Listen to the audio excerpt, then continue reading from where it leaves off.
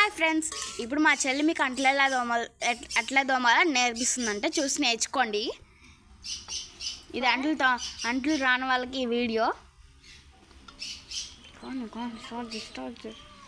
First friends ఇట్లా soap తోటి స్క్రబ్బర్ని ఇట్లా తీసుకోవాలి. సోప్ చూడండి ఫ్రెండ్స్, ఇట్లా తీసుకున్న తర్వాత ఇట్లా స్క్రబ్బర్ని ఇట్లా పట్టుకొని ఇప్పుడు నెక్స్ట్ మీరు తోమేదాన్ని కొంచెం గట్టిగా పట్టుకొని తోమాలి.